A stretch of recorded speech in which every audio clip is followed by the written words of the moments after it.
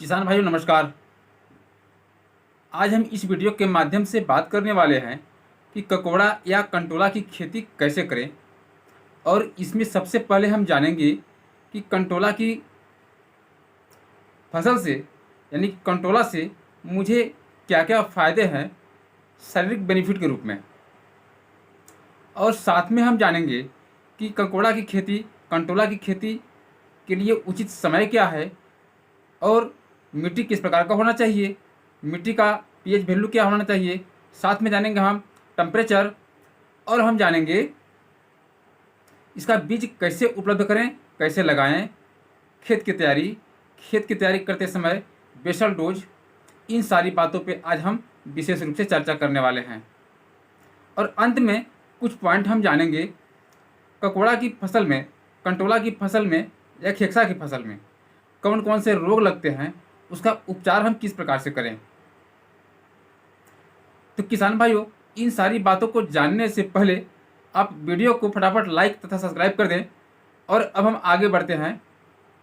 आगे बढ़ने से पहले मैं आपका दोस्त शशि कुमार, और आप देख रहे हैं समृद्ध किसान खेतीबाड़ी। किसान भाइयों, सबसे पहले हम बात करते हैं कि ककोड़ा या कंटोला में कौन कौन से पोषक तत्व पाए जाते हैं जो हमारे शरीर के जो पोषक तत्वों की कमी है उसको पूरा करके हमारे शरीर को ऊर्जावान बनाए। तो ककोड़ा में या कंटोला में vitamin B, C, fibre, antioxidant, beta carotene, alpha carotene भरपूर मात्रा में पाया जाता है, जिसका सेवन से हमारे शरीर में तमाम तरह के रोगों से लड़ने की क्षमता बढ़ जाती है। यानी कि बहुत सारे रोग हमारे शरीर को नुकसान नहीं पहुंचा पाते। इसलिए हम कंटोला की अधिक से अधिक खाने में प्रयोग करते हैं। कंटोला को अलग अलग क्षेत्र में अलग अलग नाम से जाना जाता है। जैसे कहीं पे कंटोला बोला जाता है, कहीं पे ककोड़ा बोला जाता है, तो कहीं पे खेक्सा बोला जाता है। किसान भाइयों, आपके क्षेत्र में इसे क्या बोला जाता है, आप कमेंट बॉक्स में ज़रूर बताएं। चलिए अब हम मुख्य पॉइंट पे बात करते हैं कि कंटोला की खेती करने के लिए उचित समय क्या होता है। किसान भाइयों, कंटोला की खेती का उचित समय 15 जून से पूरे जुलाई तक आप लगा सकते हैं। अगर हम मिट्टी की बात करें तो सभी प्रकार के जीवाश्मयुक्त उपजाऊ मिट्टी में आप कंटोला की खेती कर सकते हैं। पर ध्यान यह रखना है कि पानी निकास की उचित सुविधा हो, जिससे जड़ में पानी न लगे। अगर मिट्टी की पीएच वैल्यू की बात की जाए तो 5.5 यानी 5.5 से 7.5 तक मिट्टी का पीएच वैल्यू होना चाहिए। यदि 7.5 से अधिक पीएच वैल्यू है तो वहाँ पे आप जुताई के समय जिप्सम डाल करके उसको आप मेंटेन कर सकते हैं। या फिर आप अपने ही क्षेत्र में मिट्टी जांच करा करके मिट्टी में कौन कौन से पोषक तत्वों की कमी है उसको आप पूरा करके अच्छी तरह से खेती कर सकते हैं। मिट्टी जांच कराना अति आवश्यक होता है। अब हम टेम्परेचर की बात करें तो कम से कम 20 डिग्री से अधिकतम 35 डिग्री सेंटीग्रेड तक कंकोड़ा के लिए अनुकूल माना गया है।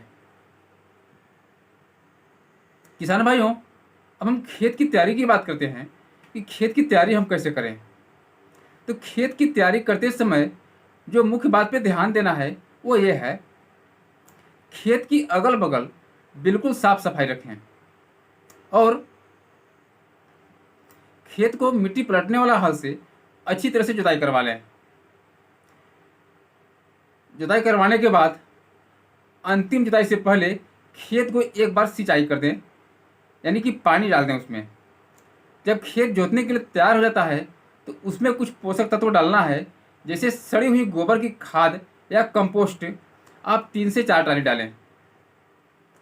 और फर्टिलाइजर्स में यानी खाद उर्वरक जो डालना है, रासायनिक खाद, तो वो आप 25 केजी यूरिया ले लें, 50 केजी सिंगल सुपर फास्फेट और 25 केजी म्यूरेट ऑफ पोटास। तीनों को मिला करके खेत में अच्छी तरह से छिड़काव कर लें और अंतिम जुताई करवा करके पट्टा चलवा लें, खेत आपका अच्छी तरह से समतल हो जाए। अब आपका खेत कंटोला की बीज लगाने के लिए या कंद लगाने के लिए तैयार है। चलिए अब बात आती है कि कंटोला का बीज या कंद हम कैसे उपलब्ध करें। किसान भाइयों, कंटोला एक जंगली पौधा है। आज इसका किसान अपने खेतों में बहुत ज़्यादा पैमाने पर लगा रहे हैं और अच्छा मुनाफा उठा रहे हैं।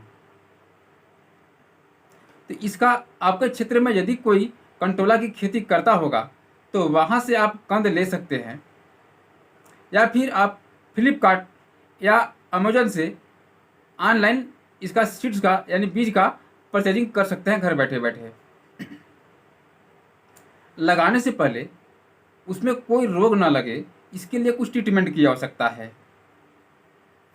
तो ट्रीटमेंट करने के लिए आप उसको बीज को उपचारित करें। उपचारित कैसे करना है? उपचारित करने के लिए थीरम 5 ग्राम लें प्लस कार्बेंडाजिम 4 ग्राम और पानी में अच्छी तरह से घोल बना लें।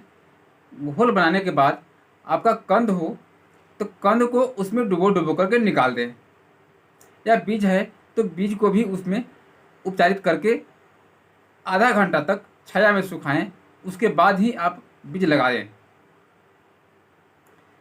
अब हम जानेंगे कि पौधा से पौधा की दूरी तथा लाइन से लाइन की दूरी क्या होना चाहिए। किसान भाइयों, कंटोला की पौधा लगाते समय आप दूरी का जरूर ध्यान दें, क्योंकि दूरी अगर निश्चित नहीं रखेंगे तो वहाँ पे आपका भारी नुकसान हो सकता है। तो आप पौधा से पौधा की दूरी 1 मीटर रखें और लाइन से लाइन की दूरी 2 मीटर रखें। इसी पैमाने पे आप गड्ढा तैयार कर लें और गड्ढा में आप जो सड़ी हुई गोबर की खाद वगैरह सब तैयार है तो उसमें कुछ सड़ी हुई गोबर की खाद और मिट्टी मिला करके उसमें कंद को लगा दें। लगाने के बाद तुरंत सिंचाई करें ताकि पौधा सूखे ना, नुकसान न पहुंचे। अब हम अगली बात करते हैं कि सिंचाई कब कब करना है। किसान भाइयों, आप इसका पौधा जून जुलाई में लगा रहे हैं तो जून जुलाई में ऐसे भी बरसात का पानी बहुत ज़्यादा आ जाता है तो सिंचाई की आवश्यकता नहीं पड़ता है। यदि आपका खेत से नमी सूखने की स्थिति आ जाए उस समय आप सिंचाई करें, यानी कि हल्की मिट्टी है, भारी मिट्टी है तो आप नमी देखते हुए सिंचाई करें। अगला स्टेप है निराई गुड़ाई। किसान भाइयों, निराई गुड़ाई आप कोशिश करें कि हाथ से ही करें। आपका खेत में अनावश्यक घास फूस न रहे। अनावश्यक घास फूस रहने से आप जो भी उस पर फर्टिलाइजर्स खाद डालते हैं, दवा डालते हैं तो सब आपका घास फूस अवशोषित कर लेता है, पौधा को आपका बहुत कम मिलता है। इस वजह से पौधा अच्छी तरह से ग्रो नहीं कर पाता, अच्छा आपको उत्पादन नहीं दे पाता है। इसलिए अनावश्यक घास फूस बिल्कुल साफ सुथरा रखें। और यदि आप हाथ से नहीं निकाल पा रहे हैं तो पौधा लगाने के तुरंत बाद 1 लीटर पेंडामेथिलिन लें और 200 लीटर पानी में घोल बना करके पूरे 1 एकड़ में स्प्रे करें। किसान भाइयों, आज हमने जो भी बात कर रहा हूँ पूरे 1 एकड़ खेत की बात कर रहा हूँ। तो चलिए अब पौधा लगाने के लिए थोड़ा सा हम बताना चाहेंगे। प्रत्येक 10 मादा पौधा के बाद 1 नर पौधा जरूर लगाएं, ये बहुत ज़रूरी है। आप नर पौधा का पहचान कैसे करेंगे? किसान भाइयों, नर पौधा में फल नहीं लगता है, केवल फूल लगता है, तो आप इसको समझ सकते हैं कि यह नर पौधा है। चलिए अब हम बात करते हैं कि लगभग आपका पौधा 1 से 1.5 फीट की हो जाए तो उसको रस्सी के सहारे आप उसको मचान पर चढ़ाएं, यानी कि मचान बनाएं।